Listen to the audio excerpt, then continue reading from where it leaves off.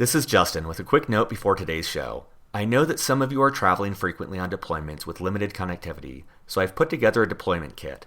It's a flash drive with 80 episodes, including ones I haven't yet released on the show, as well as ebooks and a PDF of all the show notes. Check it out on the Resources tab at beyondtheuniform.io. Thanks and enjoy the show. Welcome back to Beyond the Uniform. I'm Justin Asiri, and each week I interview military veterans about their civilian career.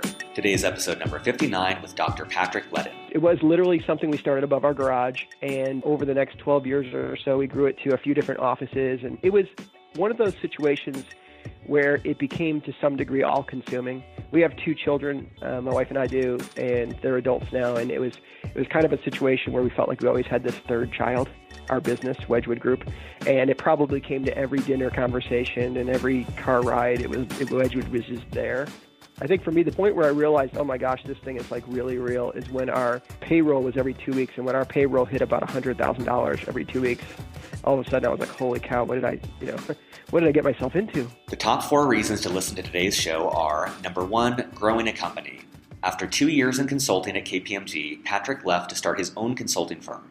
10 years later, Inc. magazine recognized them as one of the fastest growing companies in America, and they were acquired 1 year later. Patrick shares the details of this exhilarating ride. Number 2, marriage. Patrick started his consulting company with his wife and his advice and thoughts about starting a company with your significant other. Number 3, puzzle. In looking at Patrick's career and life, he's done a really effective job of integrating his professional life in a way in which there is diversity that adds more fulfillment to his life. He currently is a professor at Vanderbilt, consults with Franklin Covey, and is an author. I find him a fantastic role model for building fulfillment into one's professional life. And number 4, life circle. At the very end, Patrick talks about evaluating all the components of your life as a circle and evaluating how you're performing in each area. And he talks about the incremental effort in making them better. It's some of the best advice I've had on the show.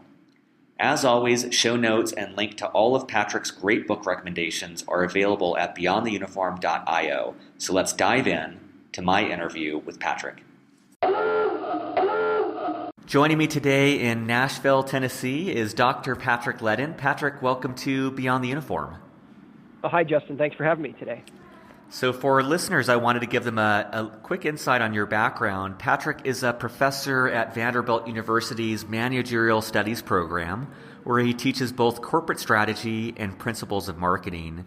He started out in the Army, where he served for over 6 years with the 82nd Airborne Division as a platoon leader, staff officer, and company commander. After transitioning from the Army, he worked as a senior consultant at KPMG. He then started his own consulting firm, the Wedgewood Consulting Group, and served as managing director. In 2011, Inc. magazine named Wedgwood one of the fastest growing private companies in America, and they were acquired in 2012. Patrick holds a Ph.D. in communication from the University of Kentucky and has also worked as a director and senior consultant at Franklin Covey for nearly 16 years. So, Patrick, maybe to start, just reversing the clock, take us back to the moment you decided to leave the Army and how you approached that decision. Oh, yeah, it was an interesting time. When I did this, it would have been in the late 1990s, so it's before the current op tempo that people are going through right now. So when I got out of the Army, maybe I was naive at the time to think of this, but I remember a lot of people telling me, I was in the 82nd Airborne Division, and I had done a couple leadership jobs there, and people were always telling me, like, this is the best time of your career type of thing. And my mind kept thinking, as the mind of some 20-some-year-old might think, well, if this is the best of times, maybe I should just go on and move and do something else. So I made that move to get out of the military, and then I'll be honest, after I initially transitioned, I really missed it for a long time. So one thing I would think about is when you're getting out or when you choose to get out, think twice about it. Make sure it's a good decision for you. Because for me, I spent about a year where I kind of yearned for the uniform still. But that was kind of my thought process. I was like, I felt like I'd been there and done that some, and now I was ready to move on to the next phase of my career. I just want to make sure that if I was ever to go through that again, I'd just really think it through even better than I did the first time to make sure I'm really comfortable with the decision. In the end, it was a great decision for me, but that transition can be a little difficult. Yeah, I echo that too. I don't think at the time I realized how much it was a part of my identity and how much purpose that kind of gave to my life, even if it wasn't in front of my face all the time. And then once that's gone, you really notice its absence in a way that I wasn't quite aware when I was actually in. Exactly. There's an expression out there that says, fish discover water last, because you're in it. And it's the same type of thing. You're in it, so you don't realize the value of it until it's not there, and then you kind of yearn for it for a little while. So for me, and I had actually joined the National Guard right out of high school, so I had a few years of kind of wearing the uniform on a part-time basis and then several on a full-time basis, and it was just something that had become part of my identity. And when you got out, I think it's always interesting to look at that first job search. What was that like, and how did you ultimately land a role at KPMG? Well, it was not the easiest of situations, only because I didn't really recognize the value of what I'd learned in my military service. It's hard to go, okay, I'm in the infantry. What does that equate to in the quote-unquote real world type of thing? And for me, the ability to articulate what I learned in the Army and how that does feed over to the business world was something I had to learn to do. I remember working with a few colleagues of mine. We were all transitioning out around the same time, and we would spend a lot of time, like many, many hours, sitting in somebody's apartment just kind of drilling each other on interview questions so we could get comfortable explaining how what we did in the past in our military life translates over to the business life. And for me, at least even when I talk to students now and they ask me about interviewing for jobs, I'm like, you have to always be connecting. You have to have people, when they ask you a question, you need to be able to explain in a way that you're already you already have done the type of job they're hiring for. So for me, the ability to really think through, what does it mean to be a staff officer in the military? How does that relate to the quote-unquote real world? What does it mean to lead a platoon? How does that relate? And be able to tell stories in ways to people who are interviewing me, saying, this is how what I've learned in the past demonstrates that I would be successful in what you're hoping for me to do in the future. So for me, actually, I came out of the Army. I had a little space between the time I left the Army and the time I joined KPMG, where I was trying to figure out which direction I wanted to go. I had a former Army buddy who was working at KPMG who I was talking to. He told me a little bit about his world and what he was doing, and I thought, okay, that seems to make sense to me, because I like the idea of helping to solve problems and come in and take a client wherever they currently are performing and help them get to a new level by kind of my helping them think through the problem. I just liked that type of work, so that's kind of how I ended up going there. That's great, and I love that thought too of no one wants to take a risk in hiring anyone, and so if you could convince them, hey, I was wearing a uniform when I did this, but what I was doing was essentially the same, I think that just de-risks it for them and helps them more quickly understand your background in terms that make sense to them. Right, and I think that there's Justin, there's like a delicate balance. The ability to say to someone in an interviewing process, I've been there and done what you want me to do, but not do it in a way where you're like suggesting that you know everything about their world. Because what they were doing at KPMG Consulting was different than what I did in the military, but I wanted to make sure that they didn't realize it was a big stretch or their risk was too high. But on the other hand, I didn't want to diminish what it is they do in the consulting world. So trying to find that right balance of saying something like, and it's been a while since I had interviews like this, but as far as for jobs, but I would say something like, I would imagine that in your world of consulting, these things matter to you. They were also important to me in the military. Here's how they played out. I would imagine they play out in similar ways in your space. So kind of that type of thing. And I always tell people when I'm talking to them, you have probably done the type of work that you're looking to do in the future. You just haven't been able to frame it that way. So if they say customer relationship management really matters in our world, well, tell me about the time you did that. Maybe it was at McDonald's, but you were out there working with customers and you understood the importance of the relationship. Managing projects matters here in your future job. Well, guess what? You've managed projects before when you're at a live fire range. So helping them make those connections, I think, are important things. Yeah, I agree. I remember a friend at business school helping me. I told him a couple stories of things I did in the military, and he basically walked me back through, and he's like, look, in a consulting mindset, what you just told me you did is you identified the problem, you figured out solutions, you ran that by key stakeholders, and then you sold it to a group. And he's like, that's basically what you're doing as a consultant, but let me help you repackage your story in those terms. And it was the exact same story. It was just reframing it in a framework that would make sense to the listener. Exactly, and it just speaks to that listener in a way they go, okay, you get what I'm trying to do. And The first of several things that just really blew me away with your background is that after 2 years at KPMG, you decided to start your own consulting practice. And I'm just curious what that was like. Like, at what point you realized, hey, I can do this on my own, and how you worked up the courage to actually leave a very secure and reputable job and strike it on your own. Well, I think that there's always a story behind the story. So from my perspective, what might look like was such a smart move or a bold move, in hindsight, was probably short-sighted in some ways, to be just completely honest. Mm-hmm. So just like when I left the military, I joined KPMG, and I was there for, I guess, about 2.5 years or so. And I was really fortunate in that I started on a project where it was myself and one other person, and it was worth about, our portion of the work was worth about $300,000 a year for the two resources.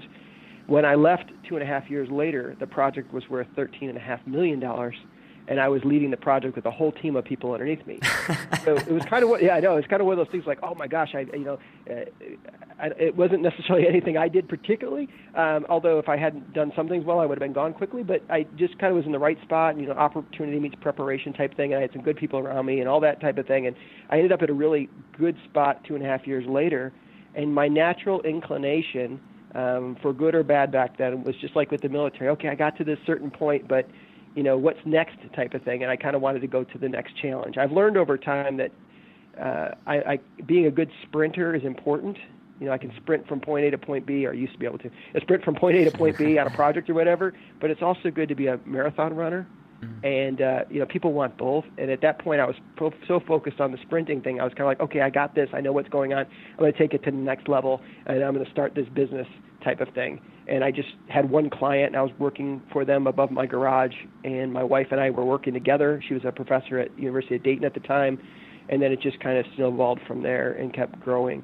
So it was one of those things that, had I thought it all through really well, maybe I wouldn't have done it. But it was the right move for me to make, bold or otherwise.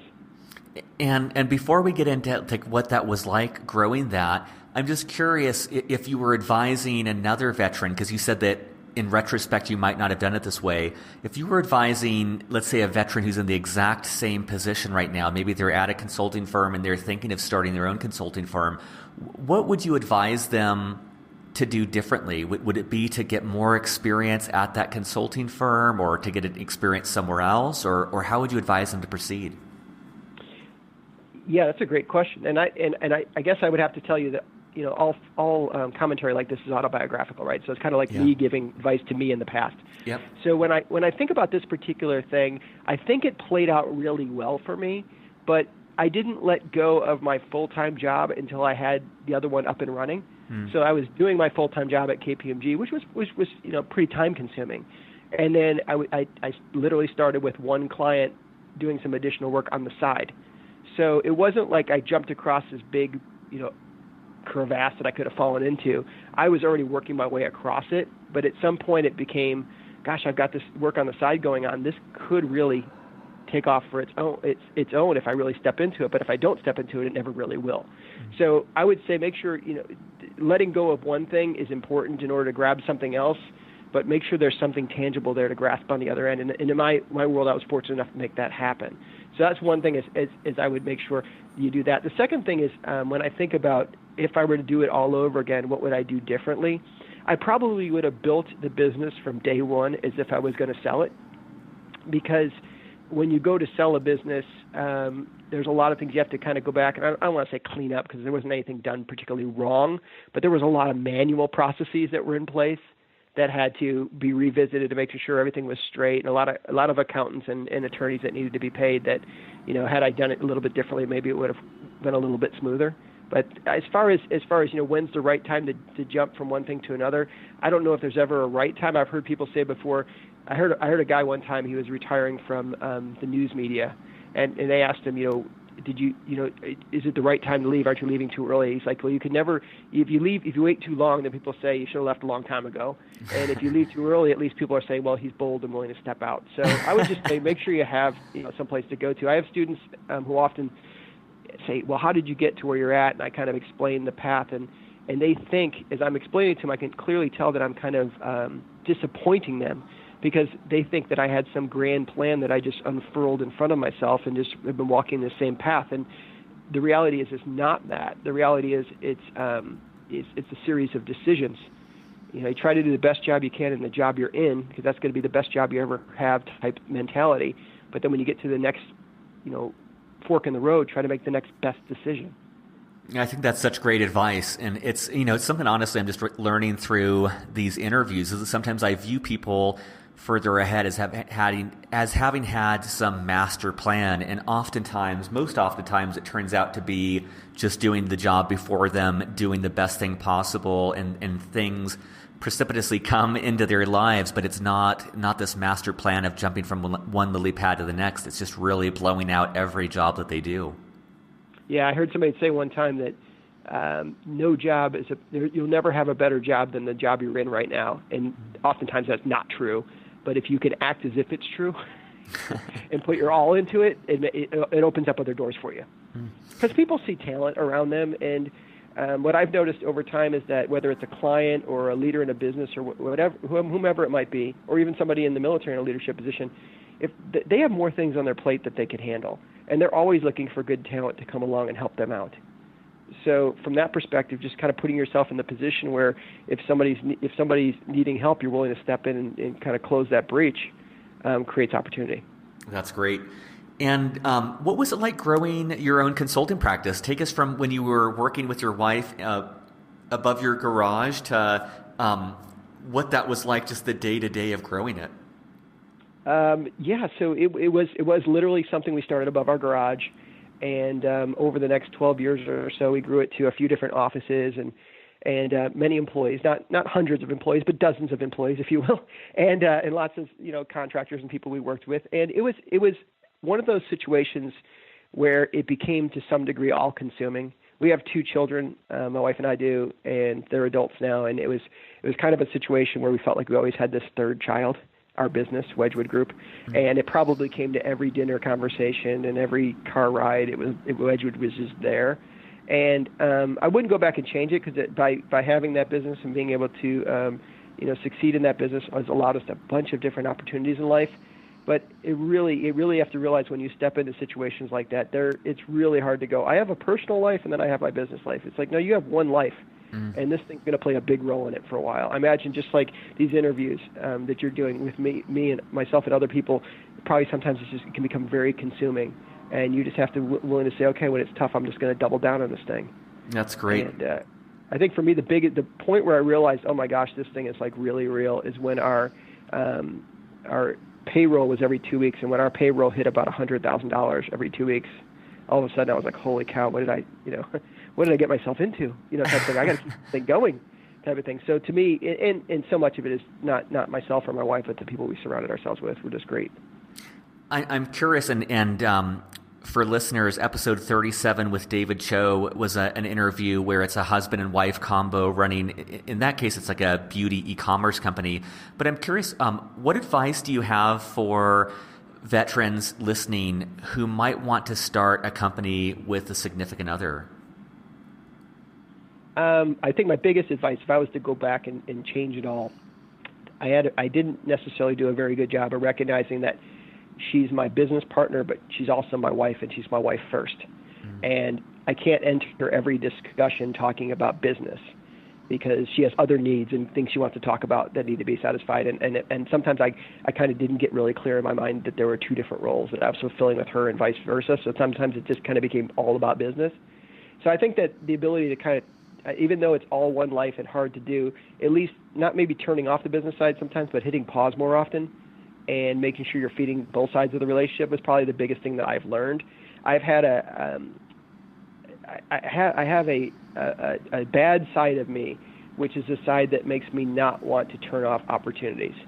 And the reality is no successful business person has been successful without saying no to certain things.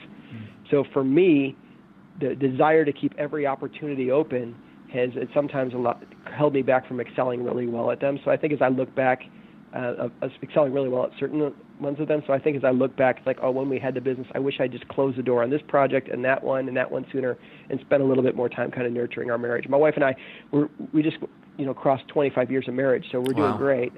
But the road's going to be bumpy, but just making sure you don't forget that when at the end of the day, the marriage should still be there.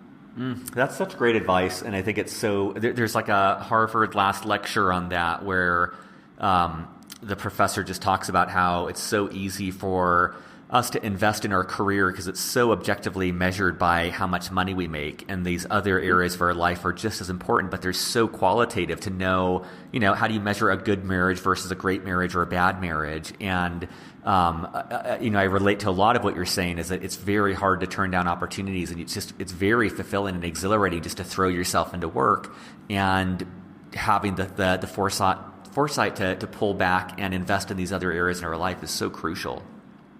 Well, yeah, exactly. And I'll tell you, there's one thing that was kind of interesting. When we've been in the business for a little while, especially when we first began, my wife and I would, even if we went to meetings with the same client together, we would be pretty guarded about using our last names and things like that with new people. My wife's name is Jamie. I'd be like, this is Jamie, or she'd be like, this is Patrick. And we wouldn't necessarily say our last names because we were fearful of showing that we were husband and wife, and maybe we'd seem like a lesser than type of business. But several years into the company's existence, we hired an outside marketing firm to help us with some research and also to gain an understanding of what our clients really valued about us.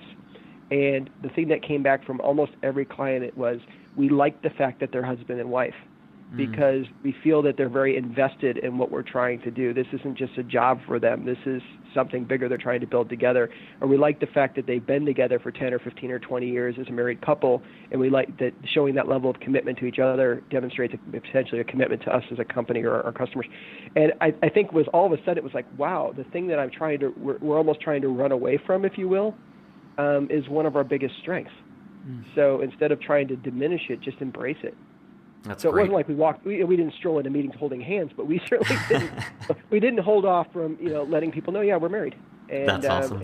And which is kind of an interesting dynamic. So I think finding that situation where clients are cool with it kind of made it easier for us in the later years of the company. You mentioned a moment when you looked at the payroll and you realized that this was bigger than you expected. I'm just wondering, in the 11 plus years that you were running Wedgwood, do you remember a moment at which it kind of hit a pivot, or it just hit an inflection point, or it went from being pushing a boulder uphill to having the wind behind you? I'm just wondering if there was some critical moment where everything seemed to change. Well, Jim Collins talks about the idea of the flywheel, and if you can get enough pushes on the flywheel, it'll become prisoner of its own inertia, and the company takes off type of thing. And I'm probably not capturing that right, but you get the idea. And I remember he was talking in Good to Great about a company, Kimberly-Clark, and he said, when did the flywheel really take off on its own? And the answer was sometime in the 70s. In other words, there wasn't one big push that made it all change. But I think that there were a couple different inflection points, as you said. One of which is, I remember the first time we had a couple of employees, and our employees were going to meetings on behalf of the firm, and Jamie and we weren't there.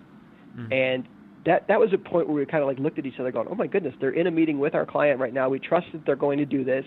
And we're nervous. We can't wait for them to call us after it's over with, but they're out there doing it. So there was that kind of moment where you start going from feeling like you need to control everything to starting to release things. That was probably an inflection point for us. I think we hired one gentleman to run our office in Washington, D.C. We had an office up there in Crystal City area.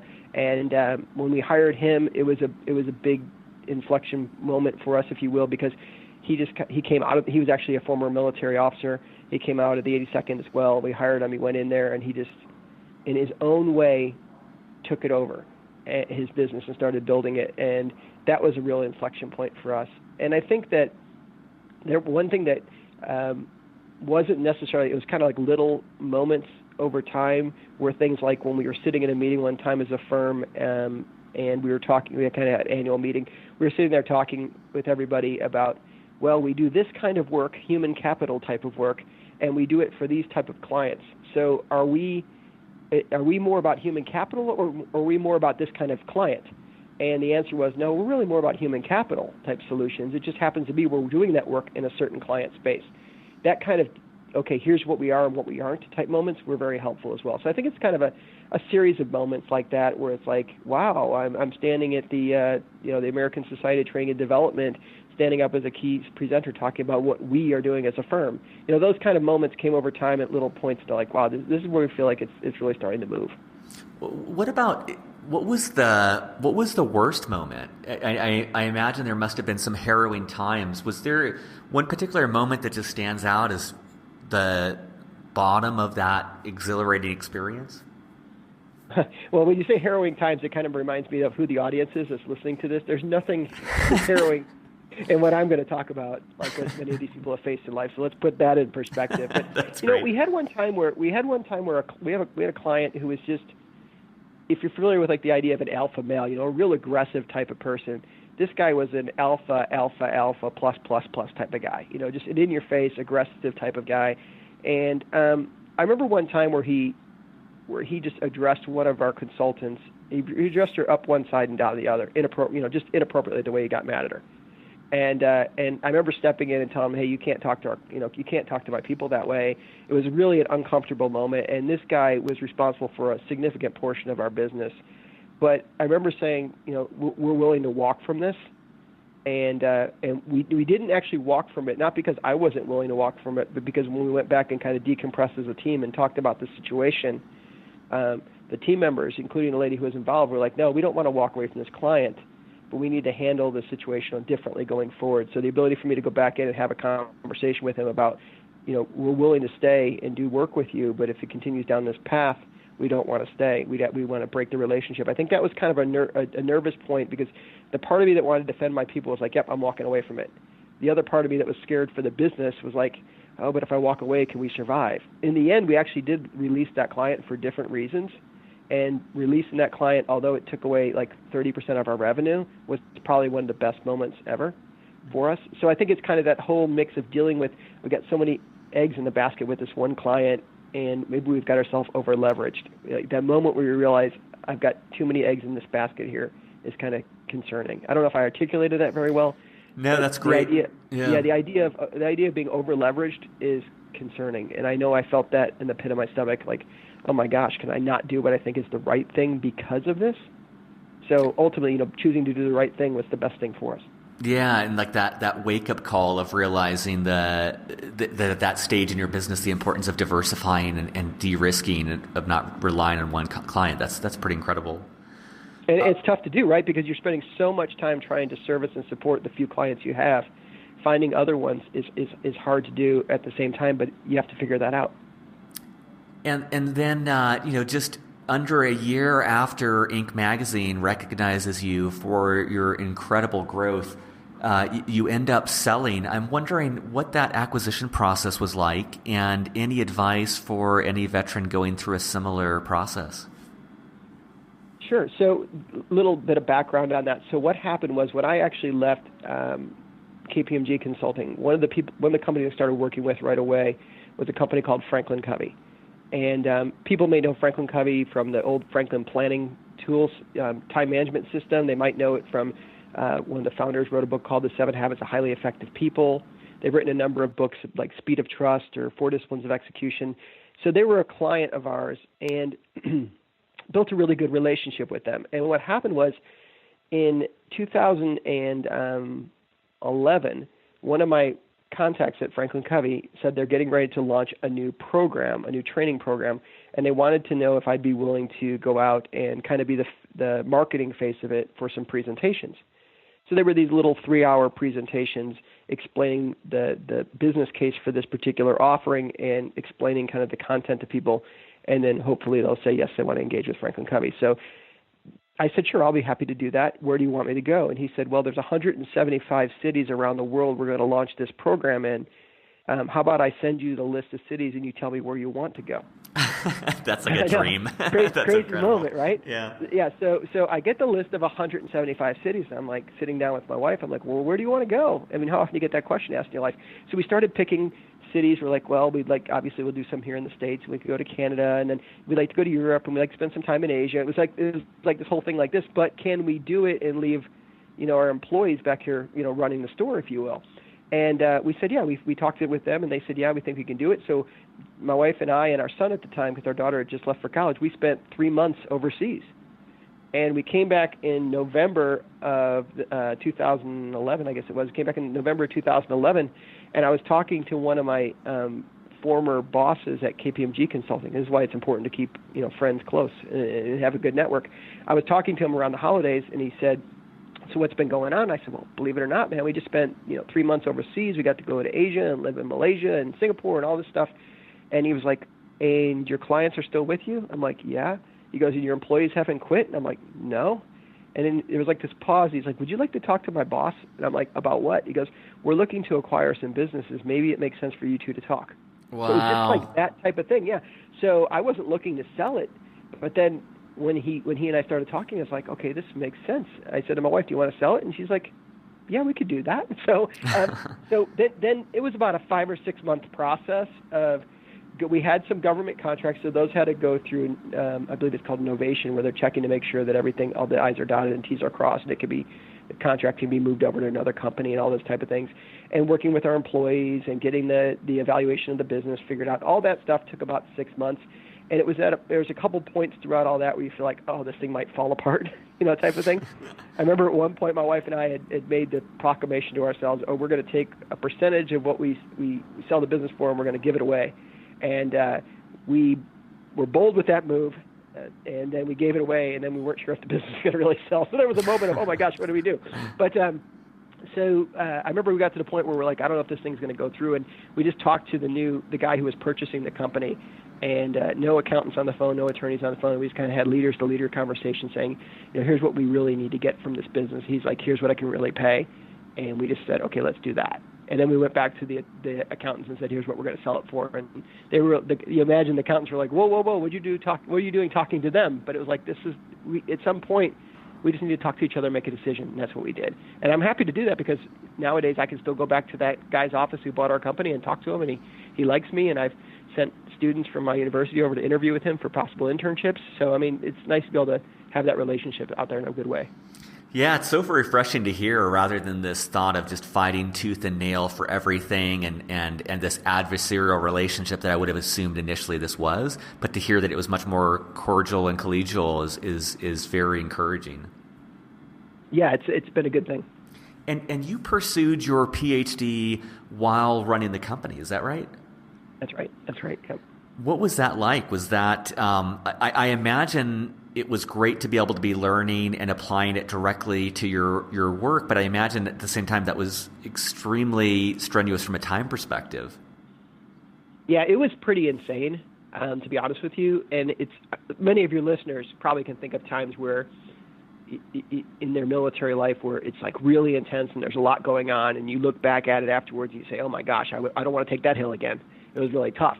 And this is one of those things. This is one of those things where you look back and you say, if somebody said you have to go back and get your Ph.D. again, I'd be like, I don't think so. It was definitely tough. I mean, there were times I remember I was living in Louisville and I was going to University of Kentucky, so that's about I can tell you it was 63 miles from door to door, and all my classes were on campus, so there wasn't anything on the internet or anything. So I'd go back and forth every week, lots of times. And then there were also times where I remember being like in Phoenix for a meeting, jumping on a plane, flying back to Lexington, going to class, turning around, getting right back on a plane and flying back to Phoenix. I mean, just crazy stuff like that for a few years. But if I hadn't had my own business, there was really no way I could have pulled that off because there's no company that would allow you to be that flexible with your time. So I think if I had to have my own business, it wouldn't have happened. I think if I hadn't been in the military and hadn't had the GI Bill available to me, it would have been a much tougher discussion to go through. But ultimately, the reason I went back was because I felt like one thing you do in consulting, just like you said, Justin, is the idea of looking at the situation, stepping back, evaluating it, figuring out where you want to go to, coming up with a process to get from here to there, all that type of stuff is great. And every consulting firm has their process. Here's how we do business process reengineering or whatever, our 8-step process or whatever. And my mind is always like, okay, you say that's the 8-step proven process. How do you know it's proven? It's kind of just my mindset. So I wanted to go back and earn my Ph.D. more to scratch an itch around how do I know what the research is behind the things we say that'll work? Just because they work once or twice doesn't mean they're going to work every time. So I really want to understand that. And that's kind of what drove me to go back to school. And how would you explain your work today at Vanderbilt? Yeah, so I would explain it's a lot of fun. I enjoy it. You mentioned the term inflection point, and I use that in my own mind sometimes. I think that people are on a course of trajectory in their lives, and then every once in a while somebody can speak to them or give them an opportunity that can be an inflection point that'll change that trajectory. And to me, college is one of those times where if somebody can be there that might say something to you that the person who said it might not think it's much at all, but it really made a difference. So one of the reasons I said I want to be in college is because of that. My day-to-day is typically I teach classes on Tuesdays and Thursdays, and I maintain office hours on throughout the week at different times. I also still do a lot of work with Franklin Covey Company. In fact, I actually have a book coming out with them next year about how to lead in the government, how to create effective cultures in government organizations.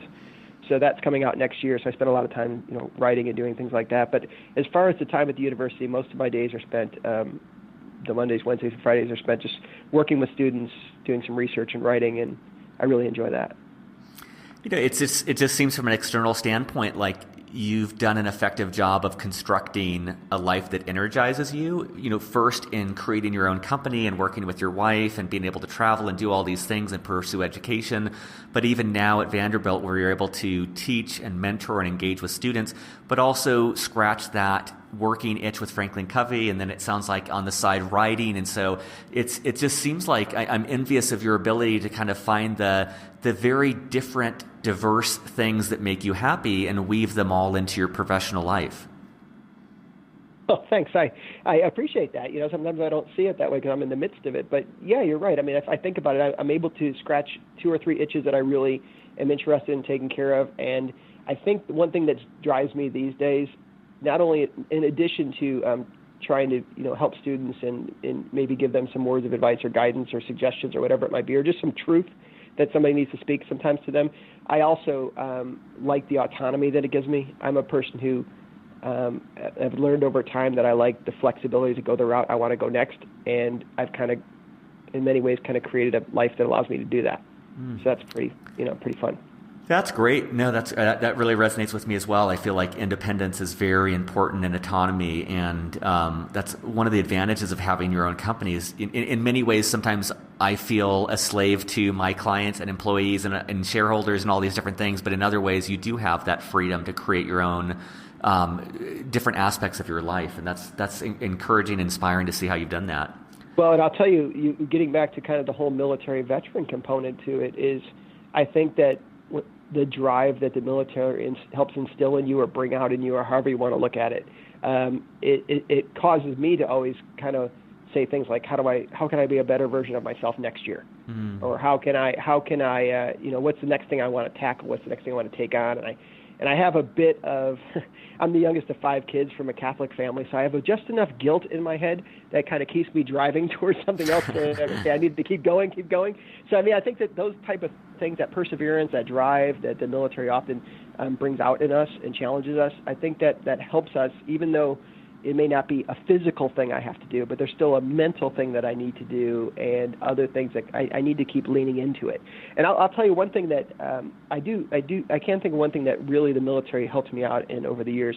When I talk to students sometimes, or just other people about the work that I've done, how did I choose the path that I chose? I remember when I was in the infantry, it was kind of like being at the pointy edge of the spear. We could have an argument about this forever, but in my mind, at least, it's like the Army exists in so many ways to support the infantry person who's on the ground. And I always like that idea of being on the pointy edge of things. So when I'm in consulting, I want to be the consultant. When I'm in an academic area, I want to be the teacher. I feel like those are the pointy edges to the spear, and I want to be in those positions, because if you're able to put yourself in those type of positions, you're always in demand. People need somebody who's willing to step in the classroom, step in the consulting engagement, make the next sale, take the next hill, and just, not that I'm always great at it, but I'm willing to step in and give it a shot. That kind of leads in well to another question I wanted to ask, which was, what were the habits you built up in the military that really helped you be successful in your civilian career? And on the flip side, what were the habits that you had to break because they wouldn't really serve you well as a civilian? So I think that there's a lot of things that in the military you just take for granted, like showing up on time and being in the right uniform and those type of things. But those things matter. The ability to be be respectful of people around you matters. The ability to work with a diverse team of people matters. And those are things that you learn in the military. The military teaches you things like, activities matter, but outcomes matter more. So the ability to focus on the goal, not just the activity that gets you there. So those basic things that I learned from the military have been very helpful, the ability to manage my time and things like that. But I think on the flip side, everything's a double-edged sword. It seems to be, at least. The strength can also be your weakness. I think the biggest struggle for me was probably, and continues to some degree today, even today, of sometimes because we're in the military, you're used to kind of, okay, I know how to bow down to the people up the chain of command type of thing, be respectful like that. Sometimes in business, people don't want that. They appreciate you calling them sir or being respectful, but they want your opinion. They want to push back. They want that type of thing. And that was a hard thing for me to do sometimes, because the person's basically saying, hey, argue with me about this. And I'm thinking, wouldn't that be disrespectful? How would I do that? So trying to find that right balance, if that makes sense, of being able to be respectful, but not deny self, or not deny your ideas. And I also think that because the military is very much like, okay, you serve in this position, you serve this much time, you retain a certain rank, you get to move up and get other experiences. Sometimes in the business world, it's not that way. Sometimes you can go from, I walked in the door and a year later I'm running some big project. That type of jump can happen, and the ability to say, whatever table I get a chance to sit at, I deserve to sit at that table. Doesn't mean I can't be, I have to be respectful and all those type of things, but I'm here for a reason, and I don't have to feel like I'm an imposter. I'm ready to go. And that's been one thing I've had to learn to do. That's great. Man, I think even 10 years out, I notice there's still this deference to authority and this unwillingness to challenge authority in many contexts. And I love that you use the word imposter. And I know that especially at business school, my entire time there, I just felt like I was playing dress up in my dad's suit. I just felt like I was such an imposter and that I didn't deserve to be there, or that I was less qualified. And I think it took me multiple years afterwards to realize, and I love that visual that you have of like, I deserve this seat at this table. Like I deserve to be here. And I didn't, Justin, I didn't come up with that. Actually, a colleague I was working with one time was watching me. Yeah. And said something. He came up to me one time in the hallway and was just like, let me tell you something. You deserve the right to sit at that table. If you've been invited to sit at the table, you sit at it. And deserve is a word I don't really like, because I always have that mindset, like, we don't deserve anything, you earn it type of thing. But he was basically saying you've earned it. You've earned the right to sit at a table with senior leadership in a company and have a conversation with them. And we're going to bring something of value to the conversation. Yeah, exactly. And I love that other part of like, and the reason why that's great is that everyone benefits. When you're fully showing up and fully participating, they will take away more and they will add more value to the meeting. And I just noticed for myself too, the times in which I sit back or I'm not as willing to contribute, everyone suffers because they miss out on that unique perspective. Exactly. There's this professor down at University of Texas, Brene Brown. You may have heard of her. Yeah, from her TED Talk. But she talks about vulnerability, right, from that TED Talk. And if people listening haven't seen that TED Talk, look it up, Brene Brown. I'll add it to the show notes as well. It's a great TED Talk. It is. And it's like, I love what she says there. She talks about, courage is being vulnerable, being willing to put yourself out there. And one thing the military taught me was, don't be vulnerable. Be guarded. Be create a certain, carry yourself a certain way. The whole military bearing thing sometimes in my mind was like the opposite of being vulnerable. And it's like, no, that's not what that means. She's basically saying, she uses the idea of a gladiator, get in the arena and fight. And if you're not in the arena, I don't care what your feedback is. Don't tell me how bad I am if you're not willing to fight yourself. So that whole, if you listen to what she says, it's all of a sudden I went from like this vulnerability to weakness to this vulnerability to strength. And I'm pretty good at these. You're asking me to talk about myself for an hour, but I'm pretty good at going into a client situation and saying, I don't know the best way forward on this. Or I'll tell my students, I'm probably the best person to teach this class and probably the worst person to teach this class. So the ability to just be real is something that's hard to be sometimes when you come out of the uniform. Not that you're being fake, but you know what I mean? There's a little bit of being. Sometimes when you have the uniform on, there's a bit of a facade we construct, or a certain way we have to carry ourselves. And on the corporate side, they don't always want that. I was also curious about being in academia, just thoughts on especially for someone listening who might want to instruct at a collegiate level. Just your thoughts on the path you went, which was obtaining a lot of practical experience before going on to teach, versus those who might take a more direct path, and just any thoughts on the trade-offs between those two. Well, clearly, going the route I went, that means that I don't have a big, research book behind me. I don't have like a body of research behind me. I don't have 50 articles I've published in top peer-reviewed journals and things like that. So that's a negative. The other side is I have a lot of experience where I've had a chance to work all around the world in different companies and lots of companies you recognize, and that's a strength. So I think part of it is I think anybody can go in and be a good instructor playing the cards that they've been dealt, or the cards at the table they chose to sit down and cards they chose to keep. So for me, I go in and I predominantly lean more on not just my own anecdotal experience, but also just a lot of kind of research and work that's been done in the field, out in the field, as opposed to other people rely more on the experimental design type of stuff they do in-house. So I don't think either one's bad. I mean, I know a really good professor who came out of undergrad, went right up to Michigan, got his doctorate in economics, and he's awesome. So I think it's a matter of, don't try to be somebody you aren't. Just go in and be authentic. Again, be vulnerable. Say, this is what I know a lot about. I'm going to bring this to the classroom. And if I don't know certain things, I'll go find somebody who does. And trying to find that. I think the department I work in has a really good bent of people who have a lot of practical, real-world experience. So that's valued a lot in our department. But the university overall values the experience, but they also value the publishing. So I have to kind of bone up and get better in that area. So it's kind of finding, don't run away from what got you there, but just work on kind of filling in some of the gaps. And I'm thinking of, I'm thinking earlier when you talked about speaking truth to your students, and I'm thinking particularly to those on active duty who are thinking of getting out.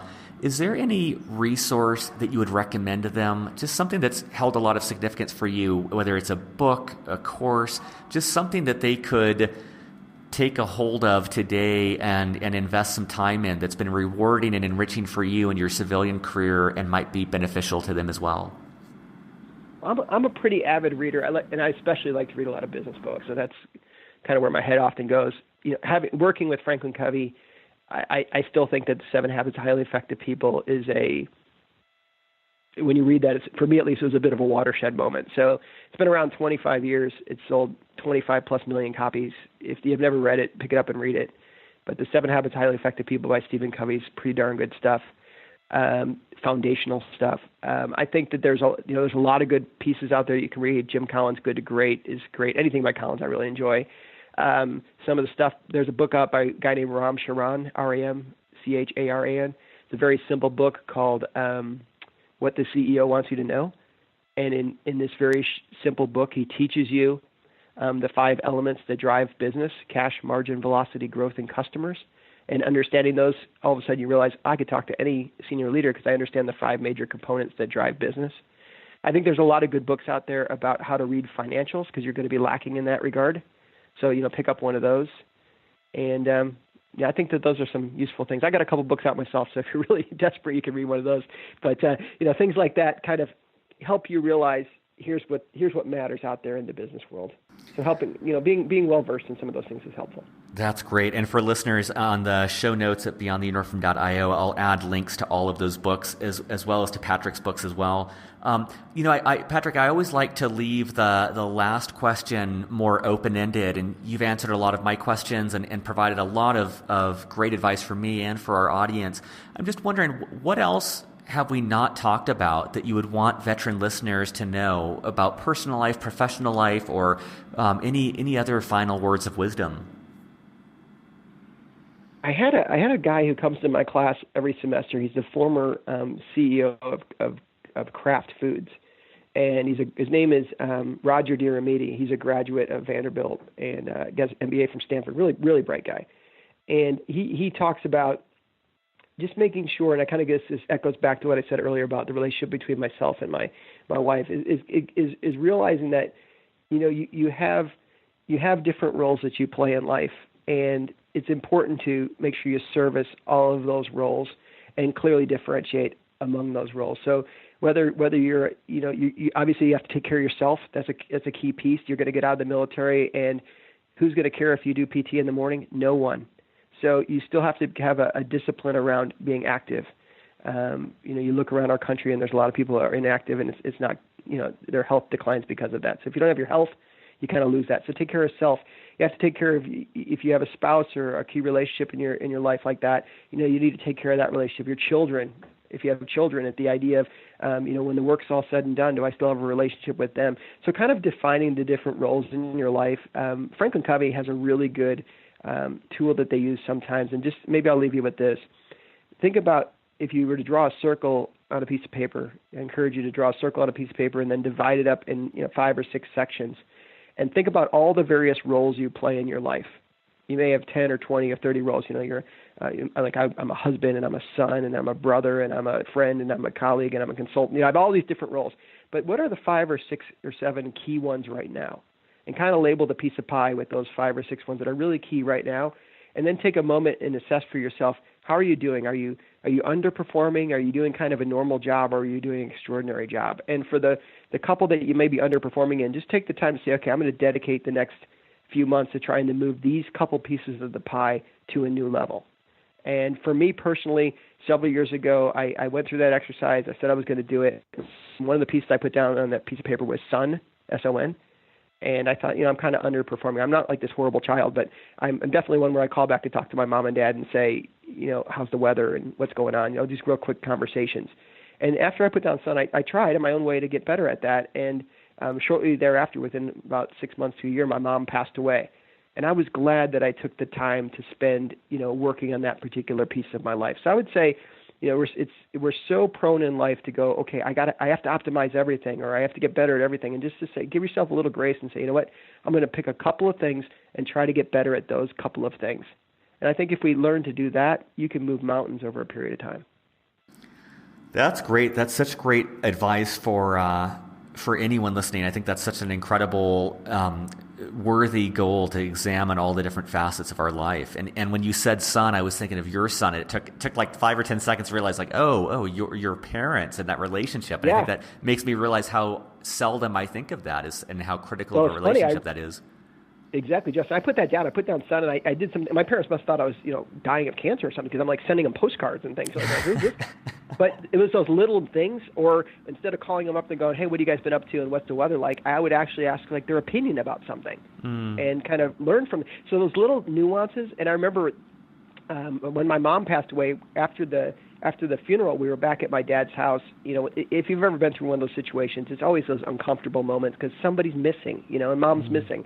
And we're all sitting there, and I remember saying to my wife, I'm like, I'm glad that I kind of spent some time on that piece of the pie. And then she said to me, you're still a son. I'm like, oh, dang, I am. And I look across the room, there's my dad. My dad's the kind I love my dad, but he's always been the kind of guy, if you're like, Dad, I won the lottery and I'm going to buy you a new car, he'd be like, no, my car's fine. He's got that personality. So she kind of like told me, get over there, you're still a son.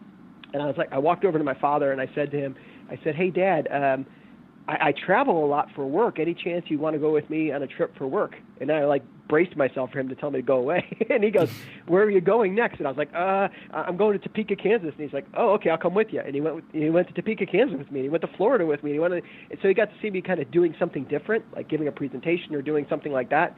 And it just changed the dynamic in a lot of ways. So that's what I mean. In so many situations, what takes you from good performance or normal performance to some type of great level of performance isn't some Herculean effort. It's just a couple of little things. So and then just consistently hammering on those. And if nothing else, the military teaches you the idea of realizing, okay, a couple things make the difference, and you better get really good at those. And that's what I'm talking about there. Yeah.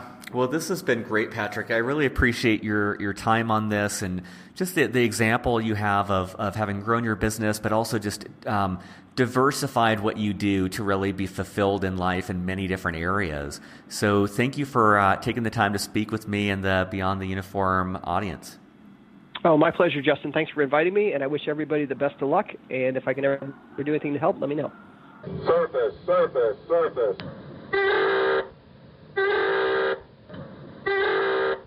Thanks for listening. Before you go, 3 important announcements. First, if you believe in what I'm doing and believe in supporting veterans in their careers, please, please, please help me spread the word. The best way I know to do that right now is by taking 18 seconds to write a review on iTunes. It would mean a lot. Second, based on my interviews, I'd advise any and all veterans to look at servicetoschool.org and the American Corporate Partners. Both are completely free for veterans and give you a lot of great resources for your education or professional life, respectively. Third, there are a ton of other great interviews, resources, and data at beyondtheuniform.io. Check it out, share it with your friends, and drop me a line if you have any feedback because I'd love to hear from you. Thanks, and see you on the next interview.